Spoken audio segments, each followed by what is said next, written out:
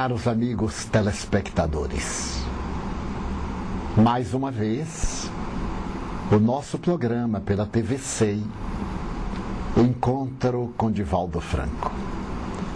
Desejamos hoje abordar a bela proposta a respeito de Jesus, o homem incomparável. Esta frase foi citada por Ernesto Renan, o eminente acadêmico francês, no dia 22 de fevereiro de 1862, no Collège de France, quando ele foi realizar a atividade dignificante de apresentar a aula inaugural. Naquela oportunidade, Ernesto Renan estava escrevendo a vida de Jesus. Segundo consta, o notável escritor e poliglota francês, professor de hebraico na Universidade de la Sorbonne, havia se tornado um terrível adversário do cristianismo, melhor dizendo, do catolicismo. E é claro que investia contra a figura de Jesus. Segundo consta, uma sua irmã, que vivia em Paris, teria contraído a tuberculose pulmonar. E como, procurando um clima saudável, ela foi recomendada pelos seus médicos para transferir-se para o Líbano, na época, possessão francesa. E ali no Líbano ela procurou as temperaturas que estavam na periferia de um deserto dos mais fascinantes, em Baalbek. E teve a oportunidade de visitar muitos lugares por onde passara o apóstolo Paulo. Ela visitou as ruínas de igrejas cristãs primitivas, conviveu com os herdeiros do Evangelho, conforme a pregação paulina, que ainda viviam em clima de simplicidade, de fraternidade cristã. Tocada profundamente por esse encontro com Jesus, ela teria feito uma carta ao seu irmão, desafiando: você combate Jesus, mas não o conhece. Para conhecê-lo, valia a pena que você lesse a mensagem do Cristo no original, no grego, no hebraico, no aramaico. E então você veria que Jesus é um ser totalmente diverso daquele apresentado pela teologia. Eu tenho certeza de que a pulcritude de Jesus fasciná-lo-ia. E diante desse verdadeiro repto intelectual, Renan consultou velhos alfarrábios, nos quais estavam narradas as experiências de Jesus, pelo menos documentos muito antigos, dos primeiros séculos do movimento cristão. E ao examinar as propostas notáveis deste libertador de consciências, o materialista dobrou-se diante da magnitude do grande revolucionário. Quando a obra foi publicada, o eminente codificador do Espiritismo entretece algumas considerações. O Jesus apresentado por Ernesto Renan é característico da sua cultura, da sua óptica. E Allan Kardec, embora considere a obra muito relevante, faz algumas reservas, como é natural, a determinadas colocações do eminente pensador francês. Mas, no referido dia 22 de fevereiro de 1862, ele estava concluindo a obra. E na aula inaugural do Collège de France, ele tem a ocasião de citar essa frase monumental: Jesus é um homem incomparável. Nessa frase, ele procurava demitizar a proposta de que Jesus era Deus e de que Deus era Jesus. Era uma forma de investir contra o dogma da Santíssima Trindade de tão lamentáveis tradições. Uma dessas tradições refere-se que no começo do século IV, quando Agostinho de Hipona estava reflexionando profundamente nos textos evangélicos, recém-converso por Ambrósio em Milão, ele estava meditando a respeito da Santíssima Trindade. O notável pensador de Hipona, na África do Norte, retórico, orador exímio, não podia compreender um Deus feito homem e um homem na condição de Deus. Então a tradição conta em forma mitológica que certo dia reflexionava Agostinho numa praia, quando viu uma criança que fazia um orifício na terra, ia até a água do mar e trazia-a em concha nas mãos e derramava naquele orifício. Logo, a areia absorvia a água. A criança ia e vinha continuamente. Agostinho, percebendo a ingenuidade do menino, acercou-se-lhe e perguntou-lhe: "Que estás fazendo?" Ao que o menino respondeu: "Estou tentando transferir a água do mar para este buraquinho." Agostinho sorriu da ingenuidade infantil e respondeu-lhe: "Não vês que isto é impossível?" Mas a criança, que era um anjo, tomou agora o aspecto angelical e disse-lhe: "Venho dizer-te que é mais fácil transferir a água do mar para este orifício do que tu entenderes o mistério da Santíssima Trindade." E então, a tradição mitológica diz que ele se convenceu e passou a aceitar, o que é pouco provável, porque um homem racional não pode aceitar qualquer coisa que lhe violente a razão. Ernesto Renan, naturalmente, 15 séculos depois, quase, vem dizer que Jesus é um homem incomparável. Na sala, nas galerias, houve um frisson, porque ele estava investindo contra a tradição clerical, que desfrutava de um grande privilégio na França de Napoleão III, o sobrinho neto de Napoleão Bonaparte. Como consequência, ele foi demitido da cátedra de hebraico, que lhe fora conseguida junto ao imperador por uma amiga de infância.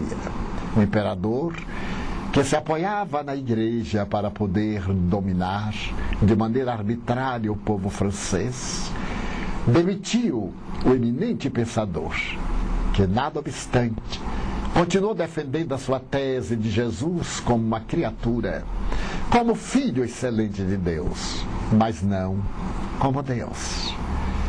O Espiritismo, doutrina profundamente cristã, anui em gênero, número e grau com o pensamento de Ernesto Renan. Aliás, o Espiritismo precede esse pensamento. Quando Allan Kardec interroga as entidades venerandas qual o ser mais perfeito que Deus ofereceu à humanidade para servir-lhe de modelo e guia, questão 625 de O Livro dos Espíritos. E esses mentores redarguíram: Jesus. Jesus é, portanto, o ser modelar, é o guia que Deus nos ofereceu para servir-nos de modelo, na sua condição de exemplo máximo de abnegação e de amor. É esse Jesus, na palavra notável da psicanalista Hannah Wolff, a notável alemã discípula de Freud, que nos conforta até hoje e nos arrebata. Aquele homem singular que, diante do mar da Galileia, cantou a mais notável sinfonia de bênçãos de que a humanidade tem conhecimento: as bem-aventuranças. As bem-aventuranças são o poema da sinfonia inacabada do excelso amor. O canto incomparável da fraternidade, a exaltação dos humildes e dos simples, dos oprimidos, dos perseguidos, dos abandonados no mundo, daqueles que, ao aceitarem a verdade, não temem testificá-la, doando, se necessário, a própria vida, daqueles que são como crianças, na sua simplicidade, que têm o coração aberto ao amor, mesmo quando traídos, enganados, vilipendiados. O Sermão da Montanha é um divisor de águas, antes e depois do pensamento filosófico. Da mesma forma que Sócrates é o grande divisor do pensamento filosófico da Grécia Antiga para a filosofia do futuro, o Sermão da Montanha é o momento culminante da mensagem de Jesus. Alguns preferem-no crucificado. O Espiritismo descrucificou e trouxe-o para conviver conosco durante todos os momentos da nossa existência. Não é mais o Cristo da tragédia, aquele que tem os braços distendidos, simbolizando o último abraço, mas é aquele que volta logo depois redivivo, para novamente cantar junto aos nossos corações o poema das bem-aventuranças. Compreensivelmente, a doutora Hannah Wolff vê em Jesus o mais perfeito psicoterapeuta da humanidade. Porque ele, quando atendia os seus pacientes, não lhes fazia nenhum questionamento, porque penetrava na causa das suas atuais aflições. Conhecendo a reencarnação, que ele confirmou no diálogo a Nicodemos, o doutor da lei, e repetiu-a diversas vezes, como abordamos em programa anterior, Jesus sabia que havia uma causa para aquele feito lamentável e doloroso. Então ele examinava a paisagem do paciente no seu campo espiritual e constatava se ele já houver ou não resgatado o delito. E libertava-o, muitas vezes, mesmo que isto não houvesse acontecido. A libertação do drama pela superação do seu débito emocional, ele concedia uma oportunidade para que o indivíduo se reabilitasse através do amor. É fascinante entre muitos o momento em que ele recupera a luz dos olhos no cego de nascença. Os fariseus, sempre intrigantes, vão saber dos pais do homem se ele realmente era cego. E os pais o afirmam. Os fariseus insistem ameaçadoramente. E os pais confirmam. Porém, temendo a maldita sanha, dizem-lhes: consulte a ele mesmo, ele é adulto, ele pode responder por si próprio. E os intrigantes e soezes personagens acercam-se do homem que agora vê e perguntam-lhe: é verdade que tu eras cego? Sim. E é verdade que tu agora vês? Sim. Mas não te parece que tu vês por artimanha de Satanás? E o homem dá uma resposta de significado profundo e de lógica incontestável. O que eu sei é que eu era cego e agora eu vejo. Como a dizer, que me importa quem me fez recuperar a vista? Aqueles inimigos da verdade armavam das suas tricas uma situação embaraçosa para Jesus. Desejavam colhê-lo em alguma situação que justificasse um processo, como mais tarde aconteceria. Um processo infame e distante de qualquer legitimidade legal. E aquele homem que havia recuperado a vista, pouco importa que foi Satanás. Seus sacerdotes que diziam respeitar a Deus nada haviam conseguido. Esse Satanás era muito maior benfeitor do que aquele Deus perverso, ingrato, punitivo. Então, interessante para ele não era quem o curou, mas a cura que nele teve lugar. Jesus é este homem incomparável, mas que sempre interrogava àqueles que lhe buscavam auxílio: tu crês que eu te posso curar? Ou tu queres que eu te cure?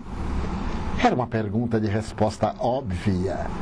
Se a pessoa se lhe acercava buscando a cura é porque acreditava ou porque desejava. Mas aí está uma sutileza psicoterapêutica das mais admiráveis. É necessário haver no indivíduo receptividade para a própria cura. É necessário que o seu organismo crie condições favoráveis à sua recuperação. É necessário que os seus neurônios cerebrais produzam substâncias energéticas que possam ser transformadas no sistema nervoso central, canalizadas para o sistema endocrínico e mais tarde para o sistema imunológico, propiciatórias da recuperação da saúde. Em todos os casos, quando alguém se lhe acercava e pedia algo, tu crês que eu posso fazê-lo? Tu queres que eu o faça? E então esse notável embaixador da saúde integral curava os corpos para ensejar ao indivíduo a recuperação interior. O Espiritismo hoje nos enseja a mesma psicoterapia, a transformação moral para melhor. Porque não é o corpo o doente, é o espírito portador da doença que torna doente o corpo temporariamente. Já que nas suas transformações inevitáveis, o corpo vai transformar-se pelo fenômeno da morte. Mas a doença moral, que se encontra íncita no espírito, irá ser plasmada em outros corpos, através do seu perispírito. É necessário, portanto, que o indivíduo realize a sua transformação moral para melhor. Cada dia, hoje mais do que ontem, amanhã mais do que hoje, lutando sem cessar contra as suas más inclinações. Da mesma forma como aconteceu com Jesus, ocorre hoje com o Espiritismo. Novos fariseus, interessados nos bens da terra, procurando disputar clientela, dizem que o Espiritismo é doutrina satânica, que o Espiritismo é uma artimanha demoníaca. E aqueles que são beneficiados, libertados do mal que neles jazia, das imperfeições que os atormentavam, dizem com propriedade: se o Espiritismo é Satanás, que a mim me importa?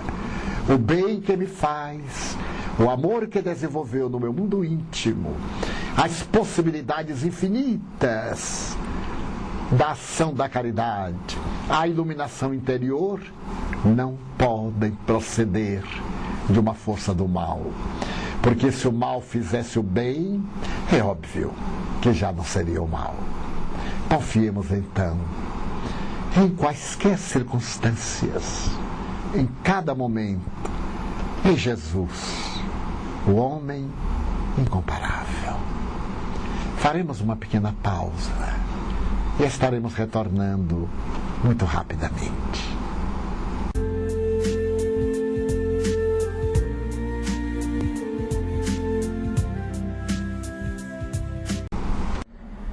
Apresentamos o DVD referente à conferência realizada pelo médium Divaldo Franco no Gigantinho, em Porto Alegre, para um público de 15 mil pessoas, intitulado o ser humano e os conflitos existenciais. Adquiram, mas esta obra de grande envergadura para nós os espíritas que buscamos a nossa tão almejada transformação interior. Atendendo a inúmeras solicitações concernentes ao tema As Crianças Índigo, estamos apresentando o mais novo lançamento em CD, As Crianças Índigo na Visão Espírita. As solicitações para aquisição, não só do CD, mas também do DVD anunciado a respeito da conferência realizada pelo médium Divaldo Franco, intitulada O Ser Humano e os Conflitos Existenciais, devem ser encaminhados ao endereço leal@mansãodocaminho.com.br.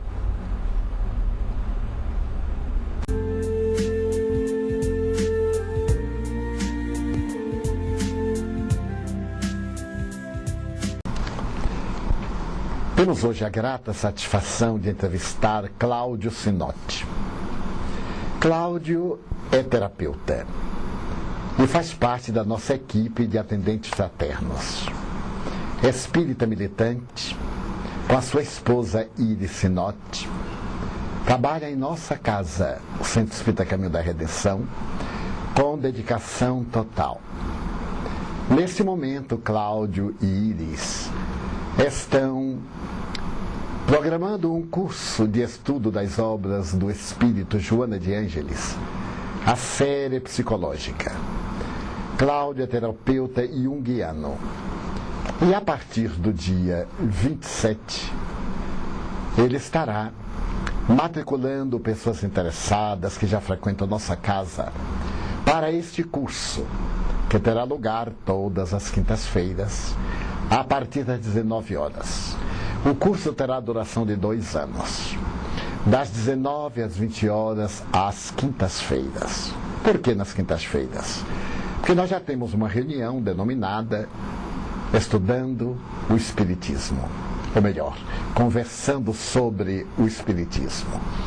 A pessoa que vier participar do curso, ao terminá-lo, pode prosseguir no Conversando sobre o Espiritismo, sem nenhuma necessidade de vir num outro dia para participar de uma atividade doutrinária da nossa instituição.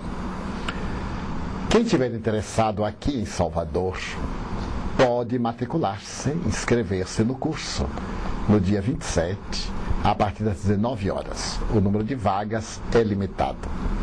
O curso irá, a partir de março até dezembro, quando haverá o natural período de férias. Cláudio e Iris respondem à maioria dos e-mails que chegam à nossa instituição, em nosso programa, encontro com Divaldo, @tvc.com.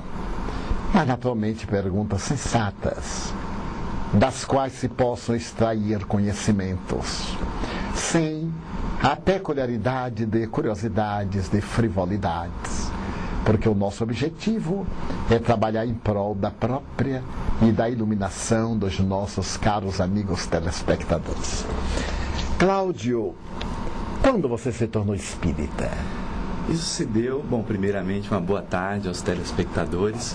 Isso se deu no ano de 1996, portanto completaram-se 10 anos de ingresso na doutrina espírita.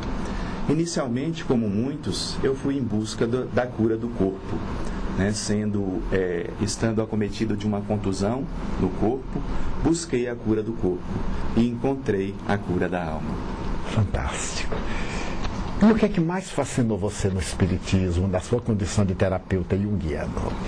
Fascinou-me a proposta de autotransformação, de buscar dentro de mim mesmo e verificar que cada um pode buscar dentro de si os valores aos quais os levarão à plenitude. E esses valores encontram-se em nosso inconsciente. Na proposta junguiana, quando ele traz a proposta do self, dessa totalidade psíquica, nos mostra que cada um cada um de nós tem um recurso que nos levará à plenitude, como nos assevera a doutrina espírita. Você poderia citar para os nossos telespectadores algumas dessas características que nós trazemos no self e que podemos trabalhar à luz da doutrina e do pensamento junguiano? Muitas dessas propostas que advêm dessa totalidade psíquica nos são apresentadas através dos sonhos. E temos, muitas vezes, representações arquetípicas, ou seja, que nos chegam através da mitologia, dos contos, das lendas, das tradições populares, e que muitas vezes são manifestações do inconsciente que nos proporciona a capacidade de perceber que dentro de nós temos essa possibilidade de autotransformação, de autodescoberta dos nossos valores, assim como os eventos chamados de sincronicidade, aqueles eventos que chamamos muitas vezes de coincidências e que através do Espiritismo sabemos, muitas vezes são conduzidos pela espiritualidade para que venhamos descobrir um sentido maior para as nossas vidas, quando estamos perdidos do nosso sentido existencial. Na sua forma de examinar terapeuticamente, qual lhe parece a função da prece? A função da prece, além de proporcionar o consolo à criatura, é fazer uma ligação com Deus. Em termos psicológicos, seria fazer uma ligação com a totalidade, com o nosso centro maior, com o nosso centro diretor. Porque, mesmo em termos psicológicos, Jung faz um estudo acerca da importância da religião e da importância de busca de Deus para cada um, para cada ser. Quando fugimos de Deus, buscamos Deus em alguma outra atividade, em alguma outra coisa. Muitos elegem os seus deuses, elegem a política como Deus, elegem os vícios como Deus, elegem as fugas como Deus.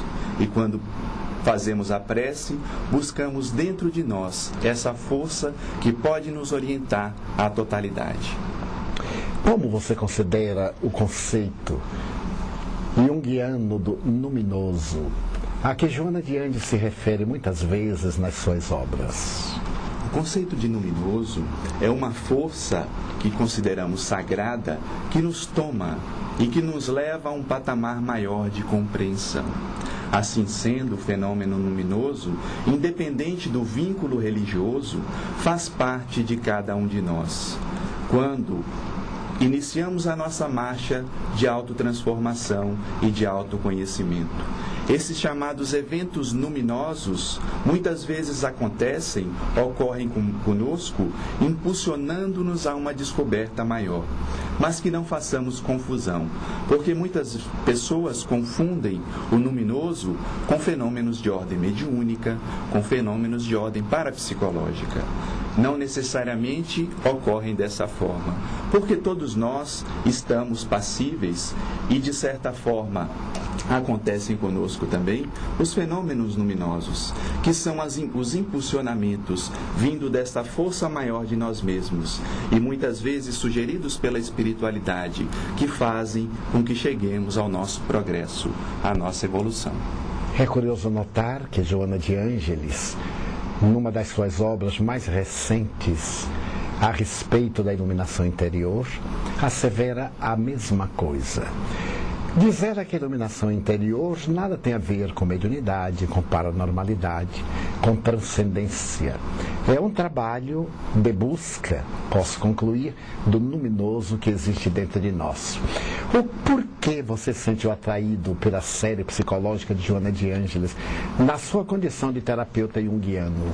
É interessante porque antes de começar os estudos de psicologia através de um curso de pós-graduação em terapia junguiana, eu me formei em ciências econômicas. Mas quando adentrei-me pela doutrina espírita e tomei contato com as obras de Joana de Ângeles, verifiquei a profundidade da alma humana. Não esqueçamos que a palavra psique quer dizer alma. E o Espiritismo se dedica ao estudo da alma e, como tal, se dedica ao estudo da psique. E assim sendo, esse estudo faz nome, em especial às obras da série psicológica de Joana de Ângeles, pela sua profundidade.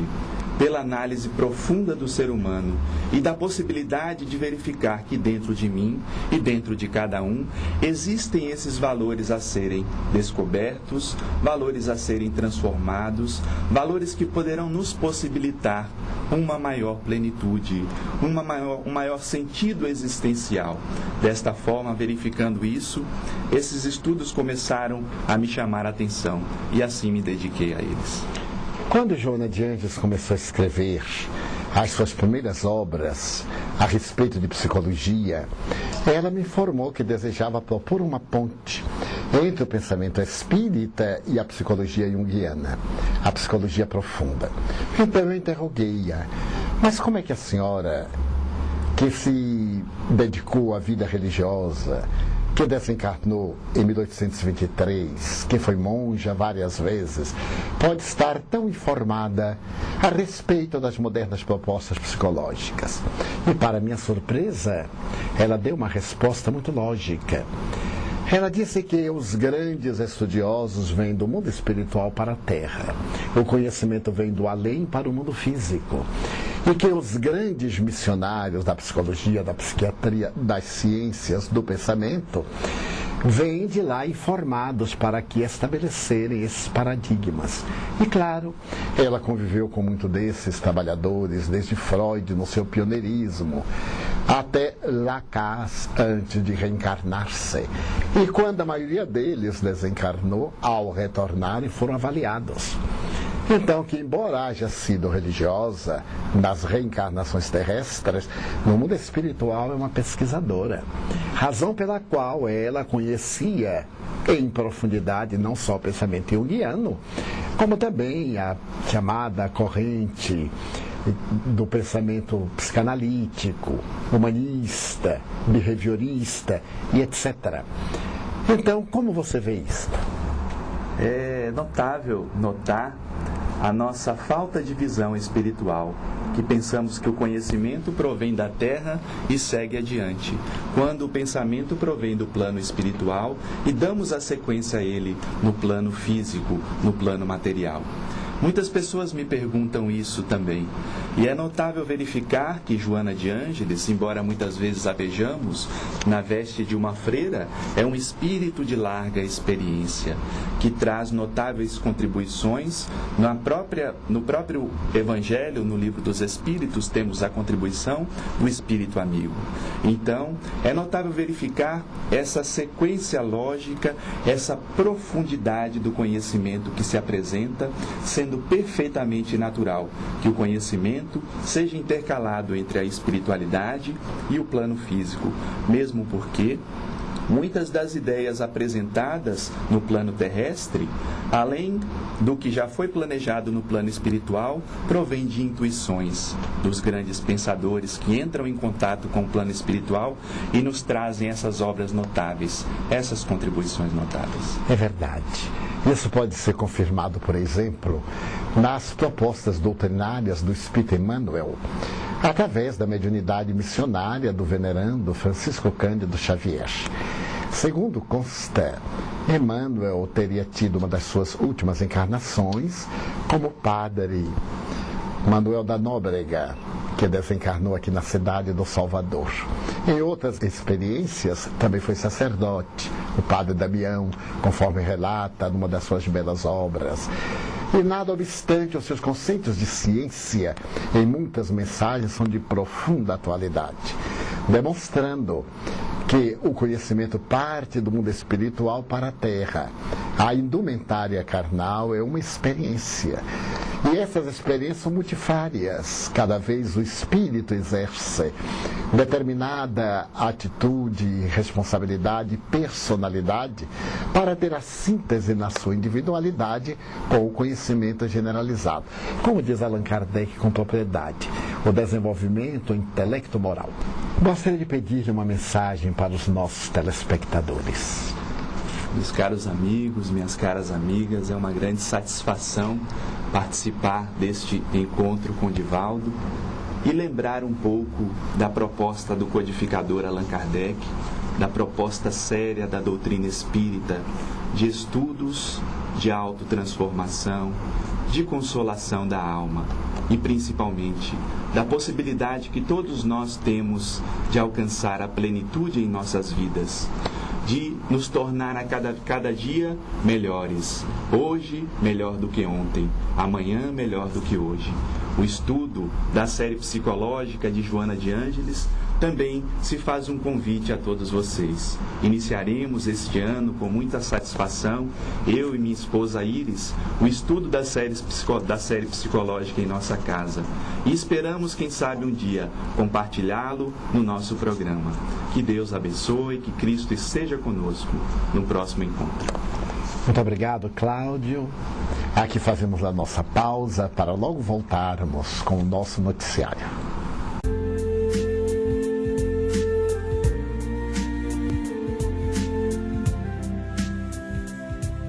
Seja você também um assinante do Círculo de Leitura do Livro da Mansão do Caminho. Apresentamos 4 modalidades do Círculo. Clube de leitura do Livro Espírita, em 6 livros, 6 revistas Presença Espírita por ano. Também o Clube do CD, 6 CDs, mais 6 revistas Presença Espírita, também por ano. Também temos o Clube do CD, que é apresentado através de mensagens e palestras, que são disponibilizados 6 CDs, mais 6 revistas Presença Espírita por ano. Também a modalidade da revista Presença Espírita, em 6 fascículos por ano. Além destes, também disponibilizamos o Clube do DVD, que apresenta-nos conferências e workshops realizados por Divaldo Franco, que dá direito a 6 remessas por ano dos DVDs. Qualquer solicitação deve ser dirigida ao círculo@mansãodocaminho.com.br. Repetimos, círculo@mansãodocaminho.com.br.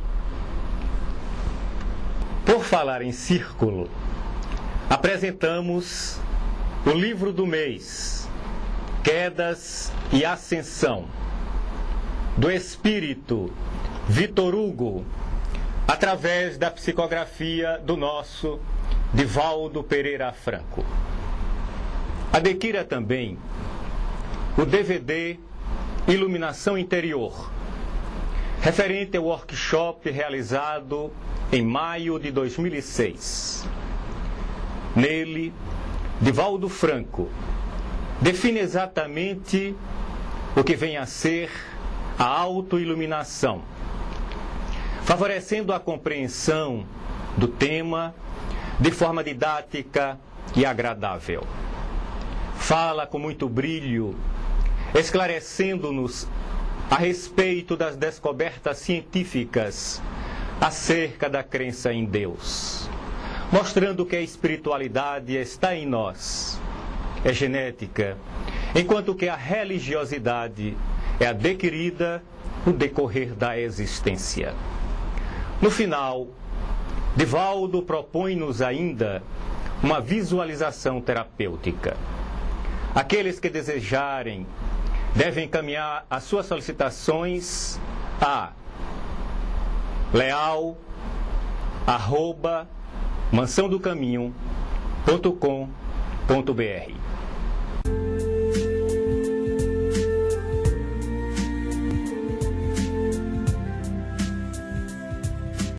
Neste momento, encerramos o nosso programa de hoje, devendo voltar no próximo domingo com um novo encontro com Divaldo através da TVC.